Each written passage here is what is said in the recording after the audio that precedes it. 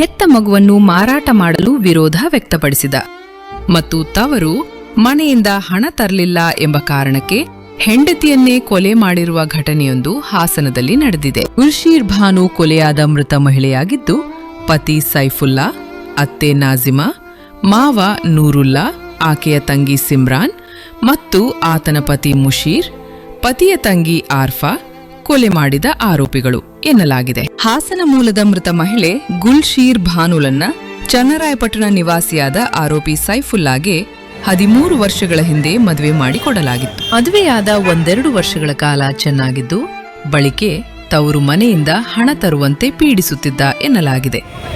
ಅಲ್ಲದೆ ಹಣದ ಸಮಸ್ಯೆಯಿಂದಾಗಿ 2 ಮಗುವನ್ನು ಆರೋಪಿ ಪತಿ ಸೈಫುಲ್ಲಾ ಮಾರಾಟ ಮಾಡಿದ್ದನಂತೆ. ಇಲ್ಲಿಂದ ಪ್ರಾರಂಭವಾದ ಗಲಾಟೆ ನಿಂತೇರಲಿಲ್ಲ. ಅಲ್ಲದೆ ಮದ್ಯಪಾನ ಮತ್ತು ಇತರೆ ಅನೈತಿಕ ಚಟಕ್ಕೆಗೆ ದಾಸನಾಗಿದ್ದ.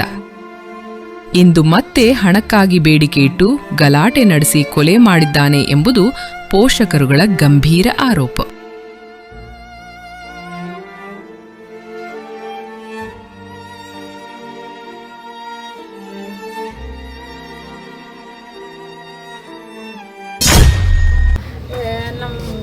ಚಿಕ್ಕಮ್ಮ ಆಗಬೇಕು. ಚಿಕ್ಕಮ್ಮ ನಮ್ಮ ತಂಗಿ, ಚಿಕ್ಕ ತಂಗಿ ಅವರು, ನಮ್ಮ ಅತ್ತೆ ಮಗಳು ಕೊಲೆ ಮಾಡಿದ್ದಾರೆ. ಇವತ್ತವರು ಬರೀ ಟಾರ್ಚರ್ ಕೊಡ್ತಾರೆ.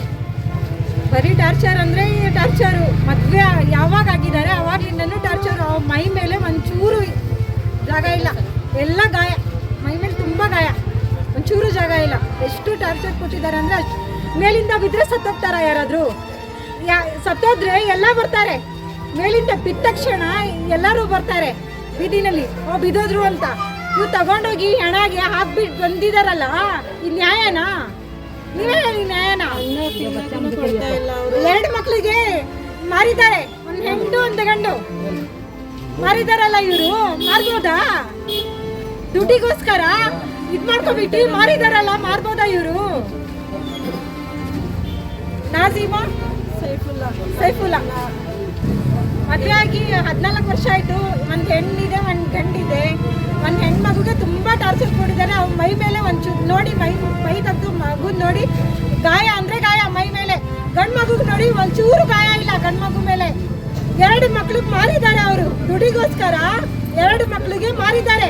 ರಿಕಾರ್ಡ್ ತೆಗ್ಸಿ ಗೊತ್ತಾಗತ್ತೆ, ರಿಕಾರ್ಡಲ್ಲಿ ಗೊತ್ತಾ? ರಿಕಾರ್ಡಲ್ಲಿ ತೆಗ್ಸಿ ಗೊತ್ತಾಗತ್ತೆ. ಹಾಸ್ಪಿಟಲಲ್ಲಿ ಏನಿಕ್ಕಿದ್ದಾರೆ, ಅಂಗನವಾಡಿನಲ್ಲಿ ತೆಗ್ಸಿ ಗೊತ್ತಾಗತ್ತೆ ಎಷ್ಟು ಮಕ್ಕಳು ಇದ್ರು, ಏನಾಯ್ತು ಅಂತ. ಇಲ್ಲೆಲ್ಲರೂ ಸೇರ್ಕೊಂಡು ತೆಗಿಸ್ಬೇಕು, ನ್ಯಾಯ ಕೊಡಿಸ್ಬೇಕು. ಹೆಣ್ಮಗು ಅದು, ತಾಯಿ ಇಲ್ಲದ ಮಗು. ಎಷ್ಟು ಟಾರ್ಚರ್ ಕೊಟ್ಟಿದ್ದಾರೆ ಗೊತ್ತಾ? ನಮ್ಮ ಚಿಕ್ಕಮ್ಮ ಅಂತ ಹೇಳ್ಕೊಳಕ್ ನಮಗೆ ನಾಚಿಕೆ ಆಗತ್ತೆ, ನಮಗೆ ನಾಚಿಕೆ ಆಗತ್ತೆ.